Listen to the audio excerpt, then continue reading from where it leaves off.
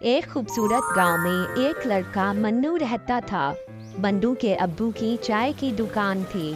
वो सुबह उनकी मदद करता और फिर स्कूल चला जाता। स्कूल में मन्नू से कोई भी ठीक से बात नहीं करता था, क्योंकि वो चाय बनाने वाले का बेटा है।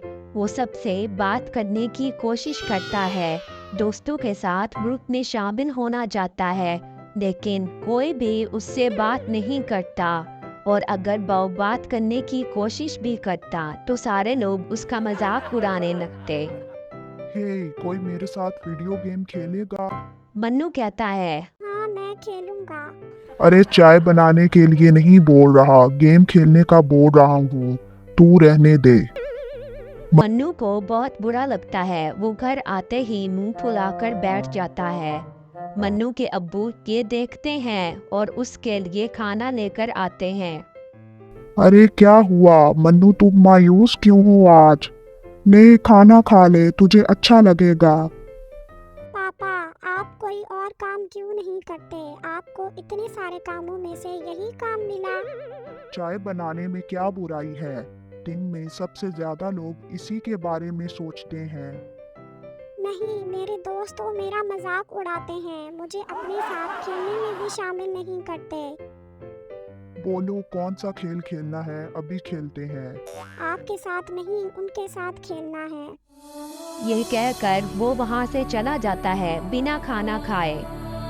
मन्नू के अब्बू को ये देखकर बहुत बुरा लगता है कि उनकी वजह से उनके बच्चे के दोस्त बहुत दूर जा रहे हैं। उसके अब्बू चाय बनाने के साथ दूसरा काम भी ढूंढना शुरू कर देते हैं। वहीं स्कूल में बच्चों को ट्रिप पे ले जाने का प्रोग्राम बनता है। कुछ दिन बाद आप सभी बच्चों को एक जंगल ट्रिप पर ले जाया जाएगा। सभी बच्चे उसी तैयारी के साथ आएंगे। सारे बच्चे खुश हो जाते हैं। मन्नू घर आकर ये बात अपने बाप को बताता है। पापा, मुझे स्कूल की तरफ से जंगल की ट्रिप पे ले जाया जा रहा है। मुझे ज़रूरी सामान पैक करके दे दीजिएगा। अरे वाह, ये तो बहुत अच्छी बात है। अपने सामान में एक छोटा बर्तन जरूर लेकर जाना। वहाँ अगर कुछ पकाना हो तो काम आ सकता है। ठीक है? जी पापा, ज़रूर।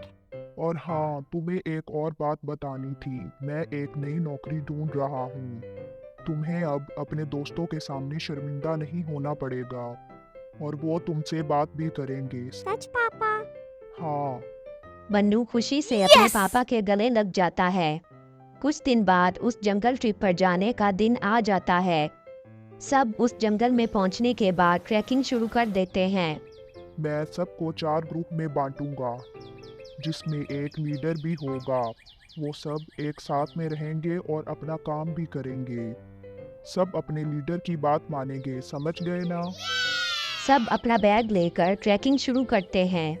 अरे, किसको लीडर बना दिया? इसको तो चाय बनाने के अलावा कुछ भी नहीं आता। सब हंसने लग जाते हैं। मन्नू को बहुत बुरा लगता है। कुछ दूर चलने के बाद वो थक जाता है। चलो यहाँ रुक जाते हैं, थोड़ा खा पी भी लेते हैं। बाकी सभी मान जाते हैं और रुक भी जाते हैं। नहीं, हम नहीं रुक सकते। अगर हम रुके तो लेट हो जाएंगे और कुछ ही देर में अंधेरा भी होने वाला है।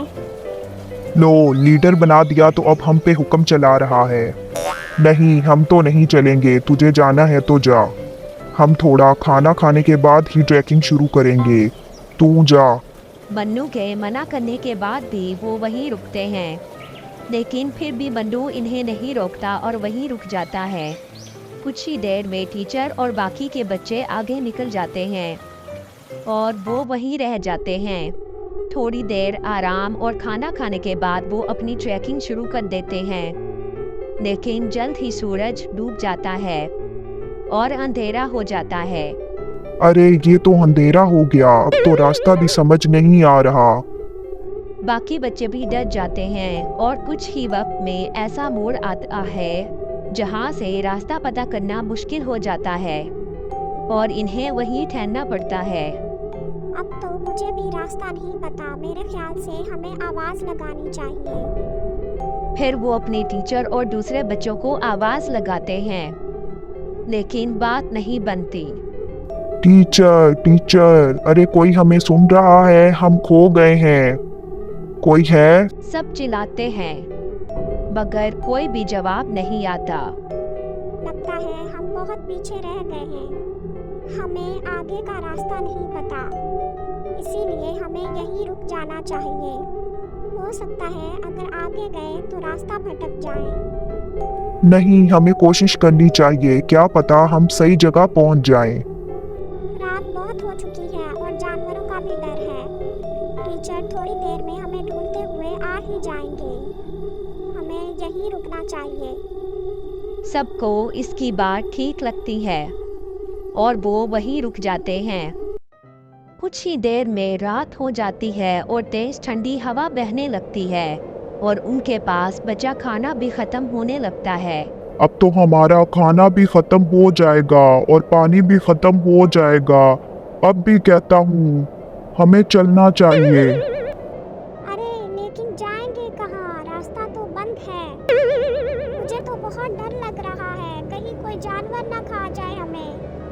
ओहो, मुझे तो बहुत ठंड भी लग रही है। हाँ मुझे भी। मैं आग जलाता हूँ। और सब लोग आग जलाते हैं।